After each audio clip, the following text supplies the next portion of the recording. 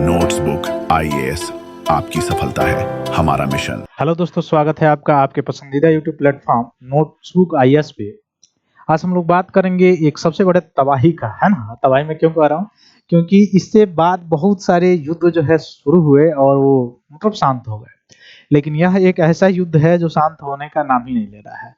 ठीक ना। मैं बात कर रहा हूँ रसिया और यूक्रेन का। यह आपको भली भांति आप परिचित होंगे इससे कि यह रसिया और यूक्रेन जो है युद्ध जो है वह क्यों चला, कारण क्या था। तो वहाँ कारण पे मैं नहीं जाऊंगा। अब यहाँ पे थोड़ा सा ये बात मैं क्यों लेके आया हूँ, ये बात क्यों बढ़ी हुई है, उसका कारण है कि अमेरिकी जो राष्ट्रपति हैं डोनाल्ड ट्रंप, वो बार बार प्रयास कर रहे हैं बेचारू। नोबेल प्रयास मतलब नोबेल प्राइज, शांति का नोबेल प्राइज उनको चाहिए, तो प्रयास कर रहे हैं। ऊपर की तरफ से कर रहे हैं या कैसे कर रहे हैं वो अलग चीज है। तो उनकी और जेलेंस्की की आज बैठक थी, है ना। जेलेंस्की वही यूक्रेन का जो यूगो वाला व्यक्ति है। यूगो वाला व्यक्ति मतलब वहां का जो है मुखिया है, हेड है। वह व्यक्ति नाटो के चक्कर में अपने देश को बर्बाद कर दिया पूरा। नाटो के चक्कर में पूरे का पूरा अपने देश को जो है बर्बाद कर दिया। उसके बाद से कितने देश मतलब में बहुत सारे देशों में सारी चीजें देखने को मिली अभी। और वैश्विक लेवल पर आपको दिखाई देगा कि अस्थिरता तो बनी ही हुई है। वैश्विक लेवल पर आप देखेंगे तो कहीं ना कहीं अस्थिरता बनी हुई है, कहीं भी सेम जगह ऐसा नहीं है। जैसे अभी साउथ अफ्रीका में देख लीजिए, नाइजीरिया पे, वहां पे अभी कुछ समय पहले, कल ही का शायद न्यूज है, यूएस ने वहां पे दागे हैं अपने रॉकेट, है ना। ये अभी कुछ समय पहले आपने देखा इजराइल और ईरान के बीच में, हमास के बीच में, ठीक ना। और फिर आप जो है Thailand, Cambodia, south east Asia में देखे आप। फिर उधर चाइना और उसमें जापान में आप थोड़ा थोड़ा खटक मिठक चल ही रहा है। इधर रसिया और यूक्रेन, यह तो शुरू है तो शुरू ही है, ये बंद होने का नाम ही नहीं ले रहा है। कारण क्या है कि जो जेलेंस्की है उसको ईगो है, और रसिया को तो भाई अलग ही ईगो है। अलग ईगो का मतलब, मेरा कहने का मतलब ये है कि वो मान नहीं सकता है, सीधी बात है। और ये सभी वेस्ट जो है वो जेलेंस्की को चढ़ाए, क्यों चढ़ाए, ताकि रसिया को कमजोर किया जाए। रसिया को कमजोर किया जाए, खासकर यूएस की मैं बात कर रहा हूँ।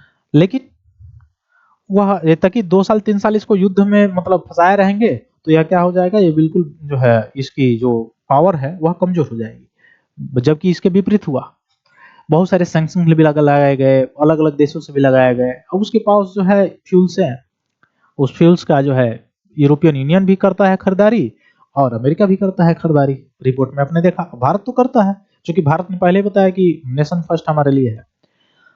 उसके द्वारा, उसके चलते जो चाइना और रसिया में खटास थी वो खटास खत्म हो गई। खटास क्या हो गई, खत्म हो गई। क्योंकि दुश्मन दुश्मन, दुश्मन का दुश्मन क्या होता है, दोस्त होता है। तो दुश्मन का दुश्मन जो दोस्त होता है, इसके कारण आपने देखा कि रसिया और चाइना में जो है नजदीकियां बढ़ने लगी। अब नजदीकियां बढ़ने के कारण क्या हुआ कि जो वेस्ट जो है रसिया को नीचे करने के लिए, उसके पावर को, उसकी अर्थव्यवस्था को दबाने के लिए लगा हुआ था, उसके चक्कर में चाइना जो है और पावरफुल होता चला गया, है ना। और युद्ध है कि अभी भी रसिया जो है नाम नहीं ले रहा है कि नहीं, मैं नहीं मानूंगा। और ये बात हो क्या रही थी, यूएसए के जो राष्ट्रपति हैं और जेलेंस्की जो है यूक्रेन के, उन दोनों के बीच आज मतलब बात होनी थी इसी मुद्दे पे कि कैसे मतलब इस मैटर को जल्द से जल्द समझाया जाए, बहुत दिन हो गए। अब उसको मतलब अब उसको समझ में आ रहा होगा, जेलेंस्की अब बेचैन है बेचारा। वो समझ में आ रहा होगा, क्या समझ में आ रहा होगा कि बर्बादी के समर पीट के तुम फिर मुंह दिखाने ना आए, वही हाल हो गया, है ना। तो फिर से हाँ मतलब सभी नाटो ने चढ़ाया कि भाई चल भाई तुम युद्ध कर, मैं तुमको नाटो में शामिल कर लूंगा। अब नाटो में शामिल कर लूंगा तो आर्टिकल 5 लगेगा, ये बेचैन हो गया, बात आर्टिकल 5 लगेगा, हाँ हम तो रसिया रसिया को जो है तबाह कर देंगे। लेकिन वही है, लालच दिखा के केला हटा लिए, माने फल हटा लिए। अब जो है वैसे मतलब भूखे मर रहा है, भूखे वहां पे मर रहा है। अब नाटो भी नहीं लिया अपने अंदर। और दूसरा चीज, इसको पता चल गया कि हमारे जितने भी सोर्स थे वो धीरे धीरे अब समाप्त हो रहा है। अब देखिए कितना इतू सा है, सोचने वाली बात है। और रसिया कितना बड़ा है, जो कि 2 महाद्वीपों में मतलब फैला हुआ है, यूरोप में भी और एशिया में भी। उसके बावजूद भी यह लड़ गया उससे, है ना। कारण क्या था, क्योंकि चढ़ाव में आ गया था। तो चढ़ाव में आ गया तो हालांकि उसके बावजूद भी इसको मतलब स्केप कर देना चाहिए था, लेकिन नहीं किया। तो अब बेचैनी पड़ी पकड़ी हुई है, तो वो स्केप के लिए बार बार जा रहा है। तो यूएसए के जो प्रेसिडेंट है उनसे मीटिंग थी, और उसी मीटिंग के बीच रसिया ने गोला छोड़ दिया, मन दिखा दिया कि हम ऐसे मानने वाले नहीं है। अभी ज्यादा अभी तो हम तुमको छूट दिया है। अभी हम चाहेंगे तो पूरा यूक्रेन ही हमारा है, पूरे यूक्रेन पर ही हमारी कब्जा हो जाएगी, तुम्हारा कुछ ही नहीं रहे, तुमको मार के वर्ग भगा देंगे वहां से। ठीक है, रसिया बताना चाह रहा है। तो ये सारी चीजें हैं। हाँ, तो चलिए हम लोग देखते हैं इसके संदर्भ में क्या क्या चीजें हुई हैं। तो just before the jump, Trump sorry jump ही है, नाम गलत बोल दिया मैंने, ये जंप ही है, कूदने वाले व्यक्ति है। एक बार शांत कराता है, एक बार खुद मिनरल्स के लिए बुला के डांटते हैं, मिनरल्स नहीं देगा तो जंप देंगे। तो ये सारी चीजें है।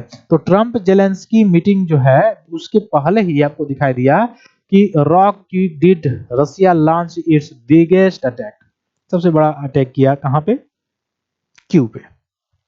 ठीक ना, सुबह सुबह ही किया। जाओ इसके बारे में बताना उसको, किसको, भूरे वाले फूफा जी को, इसके बारे में बताना कि हाँ अभी सुबह आपके पसोए आ रहे थे तब तो पहले पीछे ही से रॉकेट छोड़ दिया कि तेजी से दौड़ के जाओ, उसमें विलंब ना करना, तेजी से जाना, है ना। तो यूक्रेन युद्ध के इतिहास में एक बार ऐसा फिर मोड़ आया कि दुनिया का ध्यान फिर खींच दिया है। जैसे बताया जा रहा है कि यूक्रेन राष्ट्रपति व्लादिमीर जेलेंस्की और अमेरिका के पूर्व राष्ट्रपति, और पूर्व राष्ट्रपति नहीं है, अभी भी राष्ट्रपति है भाई, ठीक ना। तो अमेरिका के राष्ट्रपति डोनाल्ड ट्रंप की प्रस्तावित मुकाबला से ठीक ही पहले रूस ने क्या किया है, उसकी राजधानी कीव पे, इसकी यूक्रेन की राजधानी कीव है, उसका सबसे बड़ा अभी तक का व्यापक हमला किया है ना। मतलब कह रहा है कि हमारे पास आओ ना भाई, हम तुमको बचाएंगे, हम तुम पे से युद्ध नहीं करेंगे, तुम क्यों तीसरे चौथे के पास घूम रहे हो, तुम लगा के हमसे झगड़ा है, हमसे मीटिंग करके हमसे फैसला करो ना, हमसे बात करो। ठीक ना। अब यहाँ पे अब यूक्रेन का सीमा आपको पता होगा ना, ब्लैक सी से लगता है, ब्लैक सी से थोड़ा सा याद कर लीजिएगा, यह क्षेत्र और जोब सी से भी, है ना, क्योंकि ये क्षेत्र रहा है न्यूज में, तो यहाँ से प्रश्न आ सकते हैं, मैप बेस्ड जो क्वेश्चन आते हैं वहां से आ सकते हैं। ठीक ना। और आगे बढ़ने से पहले मैं बता दूं कि अगर आप यूपी पीसीएस प्रीलिम्स क्वालिफाई हो चुके हैं और मेंस की तैयारी में जुटे हुए हैं, तो मेंस के मेंटरशिप प्रोग्राम से रिलेटेड जो है नोट्सबुक मेंटरशिप प्रोग्राम जो है चालू कर दिया है, 90 दिन का है, आप इससे आसानी से जुड़ सकते हैं, ऑनलाइन भी है ऑफलाइन भी है, और यह विशेषज्ञों के द्वारा मेंटर्स के द्वारा आपको अच्छे तरह से सारी चीजें बताई जाएंगी, कैसे आपको अपने कॉपी में सुधार करना है, कैसे क्या चीजें इंक्लूड करनी है, और कैसे आंसर राइटिंग को बेटर बनाना है, क्योंकि आंसर राइटिंग जो है वही जो है, जिस तरह से अच्छा है आपका आंसर राइटिंग होगा उसी तरह से नंबर अच्छे मिलेंगे, और यही जाके आपके रिजल्ट में नाम भी लेके आएगा। तो इसलिए आप इससे जुड़ सकते हैं, दिए गए नंबर पर कांटेक्ट करके आसानी से आप जुड़ सकते हैं। ठीक ना। तो एक ही रात में 100 से ज्यादा ड्रोन और मिसाइलें दागी गई है। ठीक ना। ईरान निर्मित शायद केमिकाज ड्रोन और क्रूज मिसाइल और बैलिस्टिक मिसाइल का इस्तेमाल इसमें किया गया है, बताया जा रहा है। फिर कीव के अलावा और कहां-कहां पे, खार्किव, ओडेसा, द्वीपो जैसे शहर पर भी, तो ये आपसे पूछा जा सकता है कहां के शहर हैं, तो ये कहां के, यूक्रेन के हैं। कौन-कौन से, खार्किव हो गया, ओडेसा हो गया, द्वीपोज हो गया, है ना। तो यूक्रेन की एयर डिफेंस ने कई हमले भी रोके, फिर भी बिजली संयंत्र, सैन्य कमांडर सेंटर, संचार ऊर्जा जो ढांचा हो गया गंभीर रूप से क्षतिग्रस्त हो गया है।